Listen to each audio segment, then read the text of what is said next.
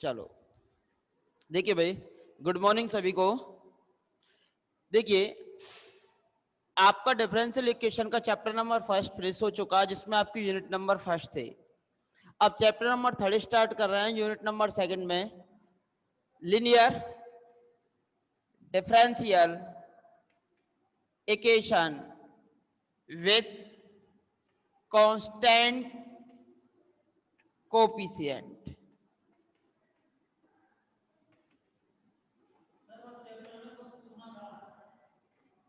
हाँ जी बोलिए, क्या पूछना था?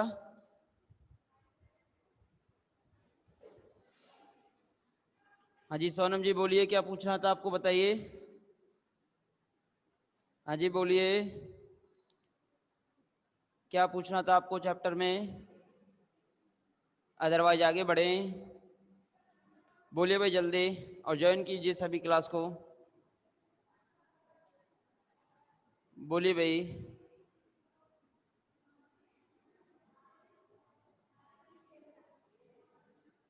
हाँ भाई सोनम जी बोलिए, क्या पूछना है?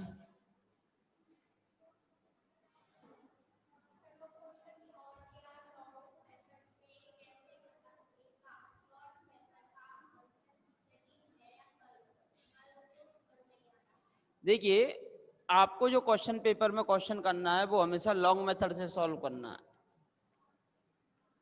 ठीक है भाई। क्वेश्चन पेपर में जो क्वेश्चन सॉल्व करोगे वो लॉन्ग मेथड से क्वेश्चन सॉल्व करोगे। अगर किसी कंपटीशन के एग्जाम पेपर में वो क्वेश्चन आता है तब आप शॉर्ट मेथड यूज करोगे, ठीक है भाई। शॉर्ट मेथड केवल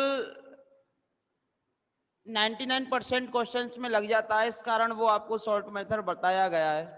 अदरवाइज शॉर्ट मेथड आपका वैलिड नहीं है, जबकि लॉन्ग मेथड ही आपका क्या होता है भाई, वैलिड होता है।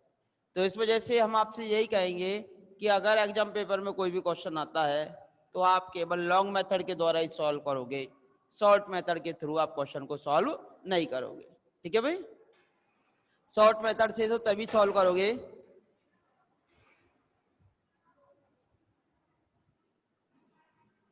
देखिए, ऐसा कभी नहीं होता किसी भी कंपटीशन एग्जाम में, ऐसा कभी नहीं होगा कि लॉन्ग मेथड वाला और शॉर्ट मेथड वाला दोनों आपके आंसर होंगे। हमेशा एग्जाम पेपर में वही क्वेश्चन आया जाता है कंपटीशन में कि मेथड तो वही हो, परंतु शॉर्ट विधि से भी अगर आप क्वेश्चन निकालते हो तो आंसर आपका सेम आए, आंसर सेम आए। तो कंपटीशन के उद्देश्य से के लिए काफी अच्छा है, ना कि ये वाला, ठीक है। कंपटीशन के उद्देश्य से होता है केवल, तो ज्यादा आपको सोचने की आवश्यकता नहीं है। आप तो केवल लॉन्ग मेथड को याद रखें। 99% में शॉर्ट मेथड लग जाता है, आप केवल आंसर को आइडेंटिफाई कर पाते हो कि भाई हम जो आंसर निकाल पा रहे हैं वो आपका करेक्ट भी है या नहीं भी, ठीक है। अब देखिए, आपका जो टॉपिक है लिनियर, फर्स्ट शब्द है आपका लिनियर, सेकंड शब्द है आपका डिफरेंशियल इक्वेशन विथ, फिर कांस्टेंट कोएफिशिएंट। तीन शब्दों का चैप्टर है आपका केवल, इसमें तीन शब्द दिए हुए हैं चैप्टर नंबर थर्ड में। लीनियर डिफरेंशियल इक्वेशन लीनियर होनी चाहिए, यानी कि every term, in every term of differential equation power of by equal to 1, power of by equal to 1 linear है। तो लीनियर के केस में डिफरेंशियल इक्वेशन की प्रत्येक टर्म में y की जो पावर होगी वो किसके इक्वल होगी भाई, 1 के। Power of 1 of by in linear differential equation, power of by equals to 1 in every term with constant coefficient। और उनके जो डेरिवेटिव के जो कोफिशिएंट आएंगे वो आपके कैसे आएंगे भाई, कांस्टेंट। तो डेरिवेटिव के जो कोफिशिएंट आएंगे वो आपके कैसे आएंगे, कांस्टेंट। तो विथ कांस्टेंट कोफिशिएंट, तो विथ कांस्टेंट कोफिशिएंट्स की लीनियर डिफरेंशियल इक्वेशन आप क्या करोगे भाई, यहां पर पढ़ोगे। तो देखिए भाई, एक बार फर्स्ट ग्रेड का आया हुआ एग्जाम 2016 में एग्जाम पेपर में क्वेश्चन आया हुआ था, तो आप पहचानिए भाई कौन सी इक्वेशन आपकी लीनियर है। तो क्वेश्चन है which of the following, which of the following differential equation is linear, where option are given as option number first d2y over dx square plus dy over dx का whole square plus का y equals to e की power x. Option number second given d2y over dx square plus y dy by dx plus y equals to e की power x. Option number third are given d2y over dx square plus x square dy by dx plus का y a की power x. And option number 4 are given d2y over dx square का whole square plus dy over dx plus के y equals to e की power x. एक आपका जो question था,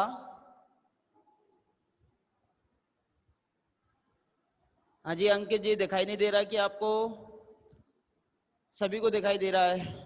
हाँ भाई दिखाई दे रहा है ना आपको सभी को?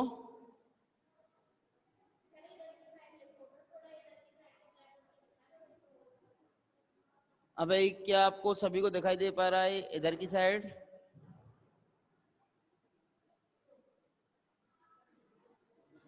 अभी तो दिखाई दे रहा होगा भाई बिल्कुल.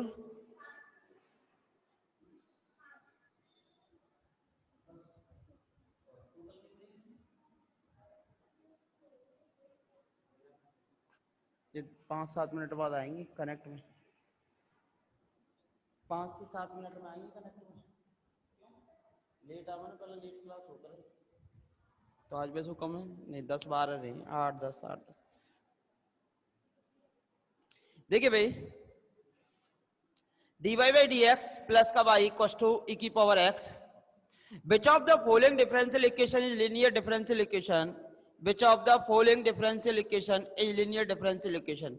हाँ भाई आइडेंटिफाई कीजिए.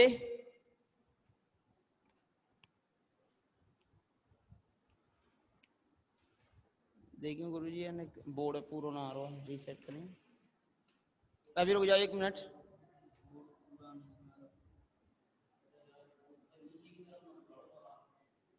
देखिए 1 मिनट रुकिए भाई.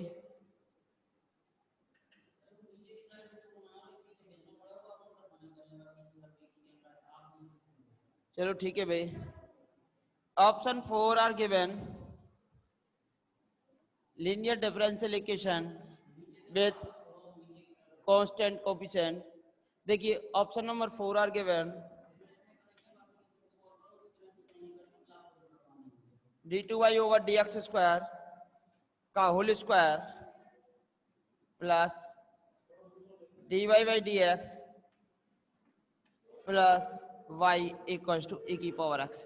Which of the following is linear differential equation? Question are given which of the following differential equation is linear. तो यहां से आपको लिनियर को आइडेंटिफाई करना है. तो देखिए भाई y की power 1 in first term, y की पावर 1 बट होल स्क्वायर लगा हुआ है तो y स्क्वायर, और y की पावर 1, तो दिस इज नॉट लिनियर. यहां से देखिए भाई y की पावर 1, y की पावर 1 एंड y की पावर 1, तो y की power 2, this is also not linear. इधर देखिए भाई y की पावर 1, y की पावर 1 and y की power 1. Every term has y की power 1. In this case, it is linear. And also option number 4, you can see that y की power 1 but whole square तो y square, y की power 1, y की power 1 but यहाँ हो रहा y का square. This is not linear. तो आप चेक कर सकते हो कि which of the following differential equation is linear or not. तो आप क्या चेक करोगे? You check only power of y in every term. If power of y in every term is equals to 1, in this case your differential equation is linear.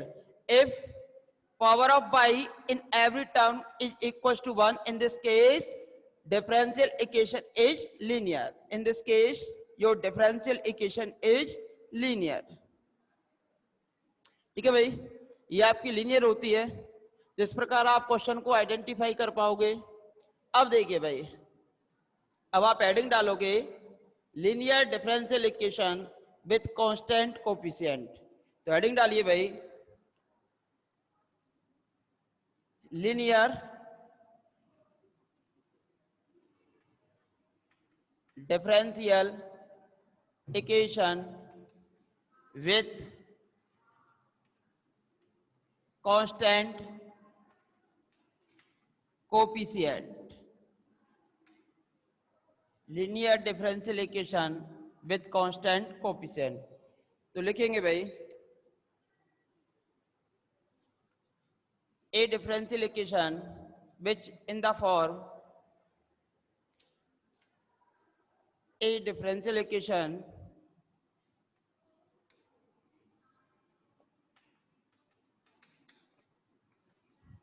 which is in the form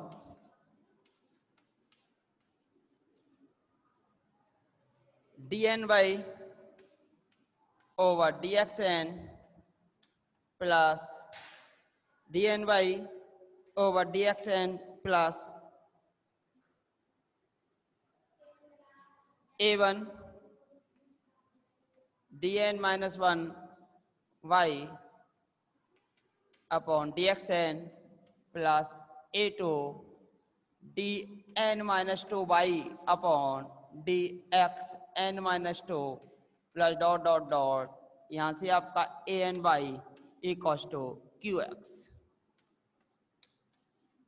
देखिए भाई n differential equation which in the form power of by 1 power of by 1 power of by 1 and power of by 1. In this case this is linear, but order of this differential equation highest order derivative equals to power of n, order of differential equation n। तो ये हो गई आपकी n order के linear differential equation। if a1 a2 and an are constant, a1 a2 an are constant, in this case coefficient of this are constant, so it is called linear differential equation with constant coefficient। और linear भी कौन से order की n order की, तो इसे कहोगे आप n ऑर्डर की linear differential equation with constant coefficient। तो देखिए भाई where a1 a2 dot dot dot an are constants, therefore equation first is called nth order linear nth order linear differential equation with constant coefficient with constant coefficient। तो हम सबसे पहले nth order linear differential equation को identify करेंगे। For this power of by 1 power of by 1 power of by 1 power of by 1 and coefficient of all derivative are constant, a1 a2 and an are constant, where a1 a2 an are constant, therefore each equation equation number first is called nth order highest order nth order linear differential equation with constant coefficient with constant coefficient. अब देखिए अब यहां से इसका solution कैसे find करेंगे भाई, वो देखिए इसका सॉल्यूशन कैसे निकाला जाता है, जनरल सॉल्यूशन कैसे फाइंड करेंगे। तो देखिए यहां से भाई if Q X equal to 0, जब क्यू एक्स की वैल्यू 0 के इक्वल है, आपको कुछ याद आ रहा हो तो आपने डिस्क्रीट में पढ़ा होगा सी एफ एंड पी आई,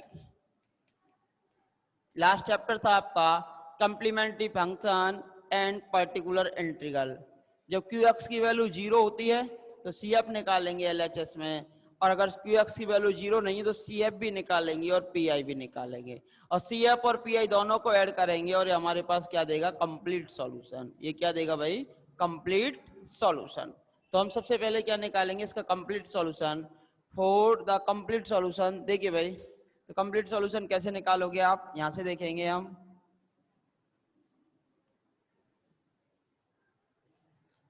तो देखिए भाई, लिख लिया हो तो भाई रब करें इसको पहले। देखिए भाई, कंप्लीट सॉल्यूशन,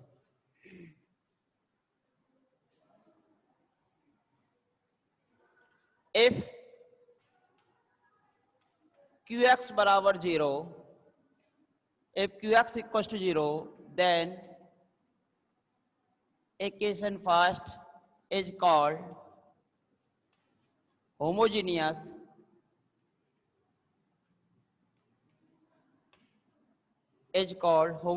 homogeneous। तो value of Q X equal to 0 कीजिए भाई।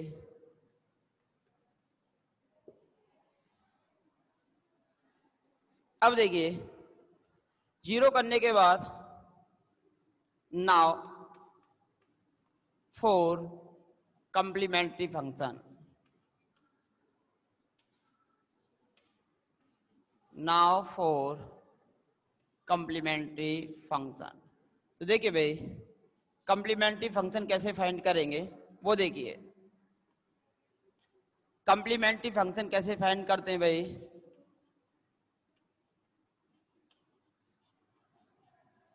कंप्लीमेंट्री फंक्शन हेडिंग डालोगे भाई, कंप्लीमेंट्री फंक्शन। कंप्लीमेंट्री फंक्शन निकालने के लिए सबसे पहले for complementary function first you find auxiliary equation, you find auxiliary equation. तो लिखेंगे भाई for complementary function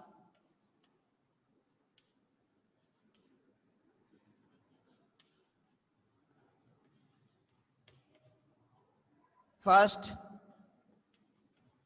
we find auxiliary equation,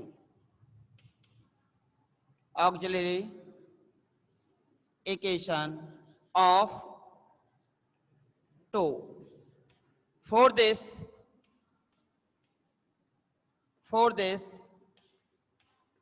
we put the value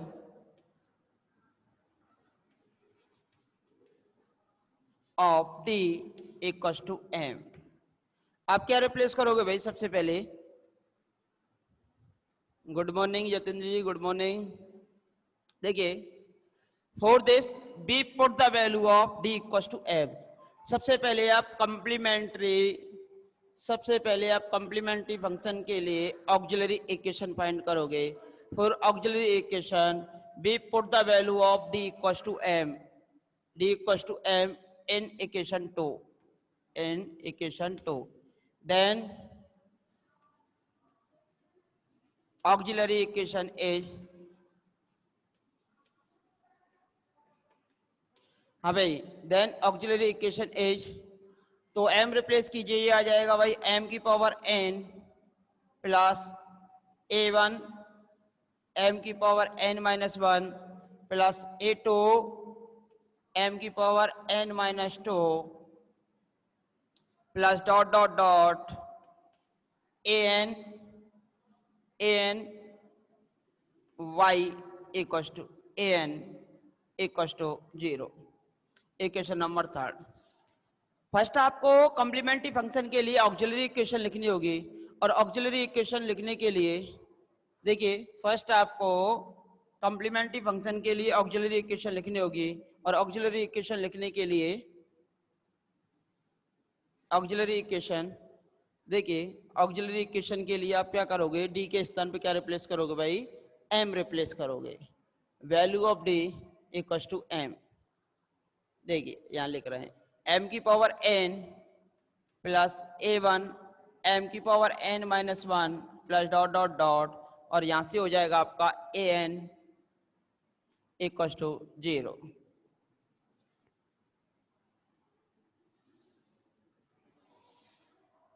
कितने डिग्री की इक्वेशन हो गई एम में? n डिग्री की equation, which is n degree equation, which is n degree equation, which is n degree equation in variable m. Now we find the value of m. Now we find the value of m. तो first आप किसकी value find करोगे भाई? m की value find करोगे. Now we find the value of m. Now we find the value of m. तो सबसे पहले आप किसकी वैल्यू फाइंड करोगे भाई? m की वैल्यू फाइंड करोगे. तो देखिए भाई, now we find the value of m. तो देखिए भाई, केस फर्स्ट. अब देखिए n रूट के लिए आप लिखोगे, इससे अच्छा हम 3 रूट के लिए बात कर लें, अलग अलग 3 रूट्स के लिए बात कर लेते हैं. तो नीचे नहीं लिखा ना, मिटा दिया भाई हमने. आपका नीचे जो लिखा हुआ था वो सब कुछ मिटा दिया, जो आपको दिखाई नहीं दे रहा था ऊपर लिख दिया इस वजह से. ठीक है भाई. अब हम बात कर रहे हैं किसकी? nth रूट की. अब nth रूट की जब आप बात कर रहे हो तो हमने suppose that n equal to 3 यानी m की 3 वैल्यूज निकली. हमने m इक्वल टू 3 वैल्यूज के लिए मान लिया. If all the roots are real and distinct.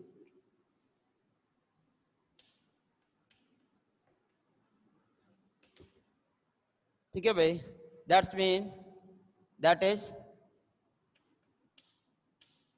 if m1 m2 and m3 are three roots, then CF means complementary function. देखिए, अगर आपकी 3 डिग्री की इक्वेशन है,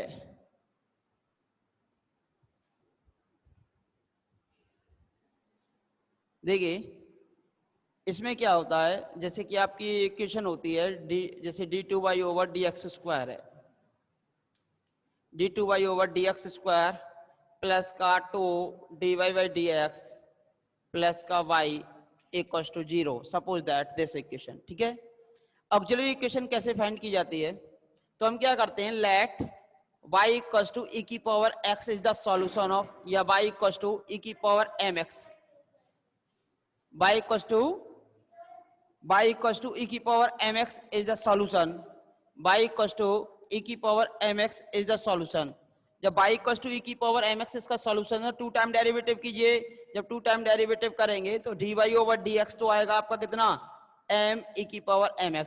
जब इसका सॉल्यूशन माना तो not equal to 0. Next time derivative कीजिए d2y ओवर dx स्क्वायर.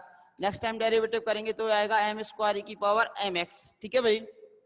अब इस वैल्यूज को इस डिफरेंशियल इक्वेशन में आप रिप्लेस कीजिए. इस वैल्यूज को आप इस डिफरेंशियल इक्वेशन में रिप्लेस करोगे तो आ जाएगा कितना भाई, यहां से जो वैल्यू आएगी आपके पास आएगी m स्क्वायर e की पावर mx. नेक्स्ट वैल्यू आएगी आपके पास कितना, 2 e की power mx, m into e की पावर mx.